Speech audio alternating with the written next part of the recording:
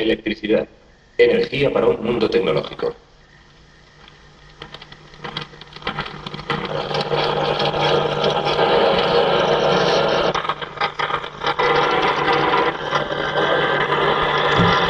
Nada parece ser más corriente que las hojas de papel.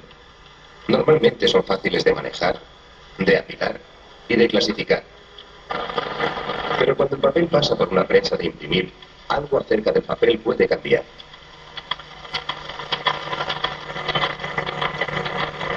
Algunas veces las hojas se pegan unas a otras. Es que han recibido lo que llamamos cargas de electricidad estática.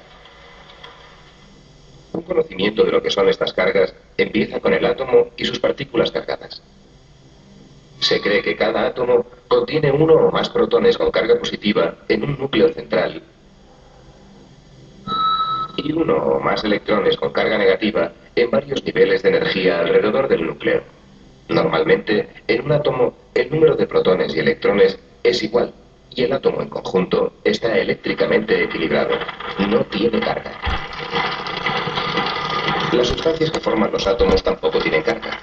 Entonces, ¿cómo es que las sustancias como el papel en la prensa de imprimir adquieren cargas? Una manera es por rozamiento. El papel roza contra los rodillos, y el papel y los rodillos adquieren cargas que pueden afectar a los objetos cercanos. Cuando dos sustancias diferentes se frotan una con otra, los electrones pueden ser arrastrados de los átomos de uno a los átomos de otro. Ahora, cada sustancia adquiere una carga porque en cada una de ellas el número de protones y electrones no está equilibrado. Y estos se llaman cargas estáticas porque tienden a detenerse en un área de un material y desarrollarse allí. Es lo mismo que ocurre cuando secamos la ropa lavada sin suavizante. Los calcetines y las camisas se adhieren unos a otras.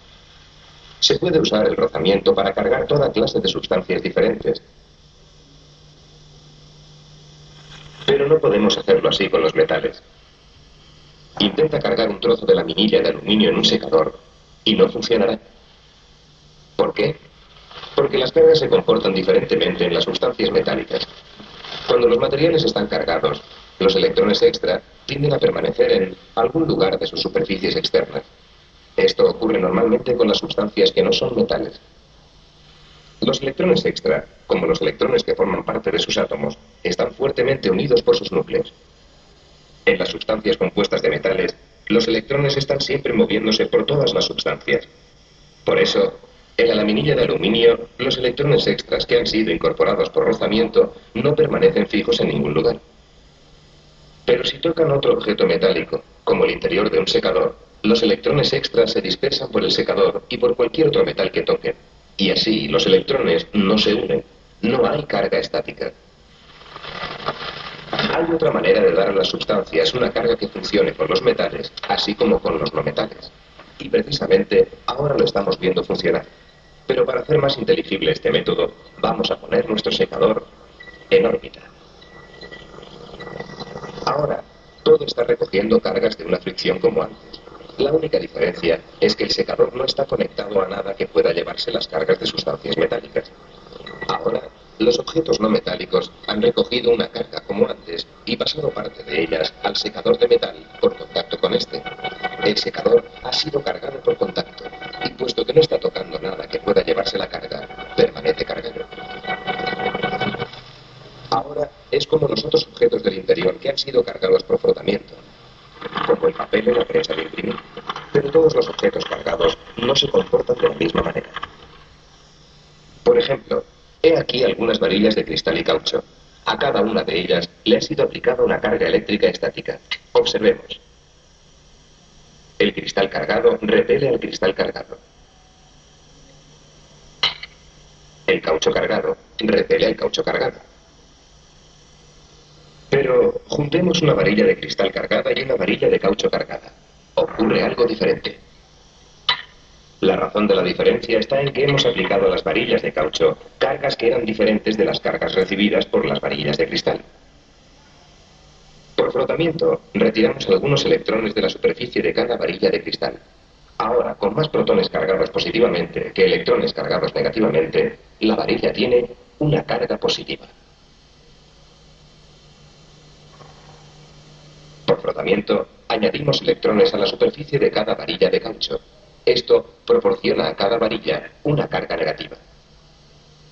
El comportamiento de las varillas ilustra un principio fundamental con relación a las cargas eléctricas estáticas. Las cargas que son iguales se repelen unas a otras.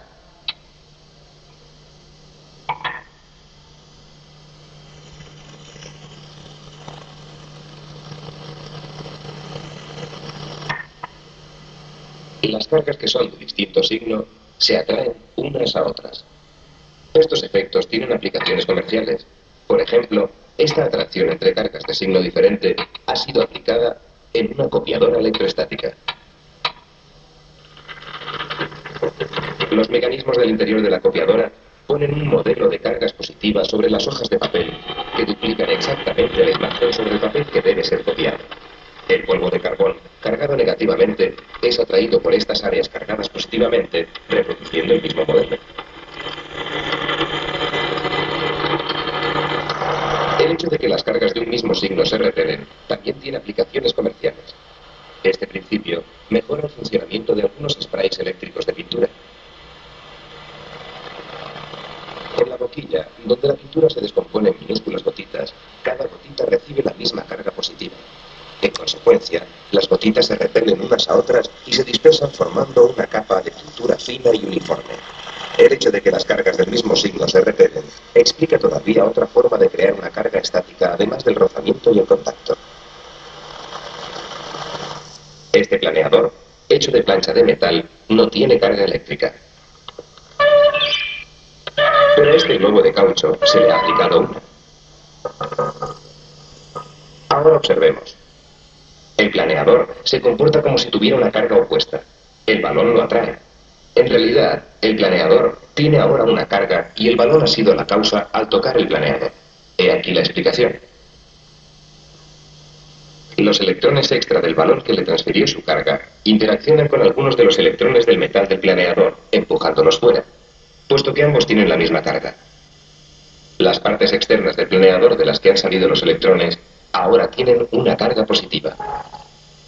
Cuando la carga de una sustancia produce una carga en otra sustancia de esta manera, se dice que ha sido cargada por inducción. Y ahora, puesto que tienen cargas opuestas, las dos sustancias se atraen. Las cargas que pueden ser inducidas en un planeador de juguete son relativamente pequeñas. Algunas veces se pueden desarrollar grandes cargas en objetos causadas por inducción, rozamiento, contacto o una combinación de las tres. En el interior de una nube, gotas de agua y partículas de polvo están chocando y moviéndose en el aire.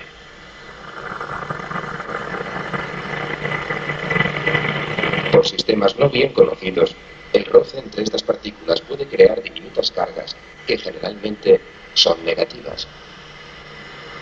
Estas cargas son transmitidas por contacto al fondo de la nube. A medida que una gran acumulación de cargas negativas empieza a formarse en la nube, despide electrones hacia la Tierra que está debajo, creando una carga opuesta por inducción. El relámpago es una enorme chispa, una súbita descarga de electrones atraídos por las cargas opuestas de la Tierra que está debajo. Pero es posible crear grandes cargas artificialmente. Este es un generador Van der Graaf. Puede generar cargas eléctricas verdaderamente grandes. En el fondo del generador, una cinta de caucho móvil frota contra una almohadilla de lana. De esta forma, ambas llegan a estar cargadas eléctricamente por rozamiento. La lana pierde electrones volviéndose positiva, y el caucho gana electrones volviéndose negativa.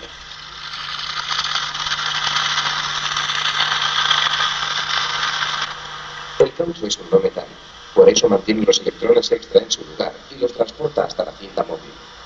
En la parte superior, la cinta toca un peine de metal y le pasa su carga por contacto. Los átomos del peine pasan los electrones cargando la esfera entera, que es aislada. Y si tocamos la esfera, nuestro cuerpo también adquiere una carga negativa, y lo mismo hace cada hebra de nuestro cabello. Al igual que las cargas repelen, los generadores Van der Graaf, construidos a escala mucho mayor, han ayudado a los científicos a desmenuzar el átomo con ingentes cantidades de electrones lanzados con gran fuerza para poder observar así el interior de sus núcleos. Otra forma de almacenar cargas es por medio de un aparato llamado acumulador. Con un acumulador, Podemos también liberar estas cargas cuando lo deseamos. En el interior de un flash de una cámara, un acumulador está almacenando una carga.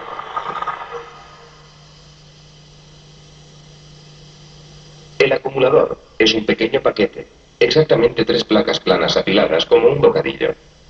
Las 2 placas exteriores están hechas de metal, un buen conductor de electrones. La placa interior está hecha de un no metal, un aislante. Sus átomos pueden retener los electrones y parar su flujo.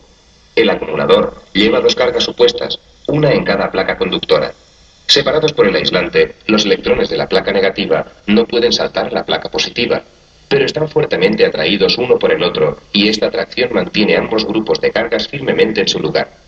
Para liberar estas cargas, las placas conductoras pueden ser unidas temporalmente por un alambre. Cuando lo están, los electrones se encuentran un camino desde la placa negativa a la placa positiva y el acumulador se descarga.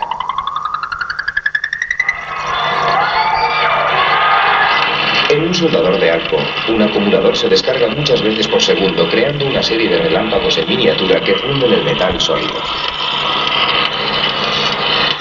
Hay veces, no obstante, que todo lo que deseamos no es una explosión de cargas estáticas, sino una corriente de electrones en movimiento suave y continua. Una batería nos la puede proporcionar. En el interior de una batería típica, 2 sustancias metálicas diferentes están conectadas por un buen conductor. Como resultado de unas reacciones químicas, los electrones son liberados de una placa y circulan por el conductor hasta la otra placa, volviendo una de ellas negativa y la otra positiva. Estas áreas de carga reciben el nombre de polos de la batería. Es la diferencia de potencial entre las cargas de estos polos, uno positivo y el otro negativo, lo que pone en movimiento a los electrones. Esta capacidad de mover a los electrones se llama fuerza electromotriz y se mide en unidades llamadas voltios. Una batería puede usar esta fuerza electromotriz para empujar a los electrones en una corriente continua. Esto hace muy útiles a las baterías siempre que deseamos liberar cargas en una corriente continua. A fin de que la corriente fluya continuamente, la batería debe formar parte de un circuito completo. El circuito completo más sencillo es un circuito cerrado de hilo. El hilo conduce a los electrones con facilidad porque es un metal. Está rodeado por una envoltura que no es un buen conductor, un aislante. Ahora la corriente empieza a fluir. Cada flujo de corriente en un circuito normal encuentra alguna resistencia. Esta puede ser producida por una bombilla, un motor e incluso por el mismo alambre. Para poner en movimiento y parar la carga, necesitamos un conmutador. Cuando se abre el conmutador, el circuito se corta. La corriente no fluye porque hay un lugar en el circuito por el que los electrones no pueden pasar. Pero cuando se cierra el conmutador, el circuito se completa. Las cargas fluyen a través de la resistencia. Las cargas eléctricas, tanto si son cargas estáticas que se crean y que de pronto pueden descargarse, como si fluyen en una corriente continua, son el resultado de las cargas positivas y negativas básicas para la estructura de la materia.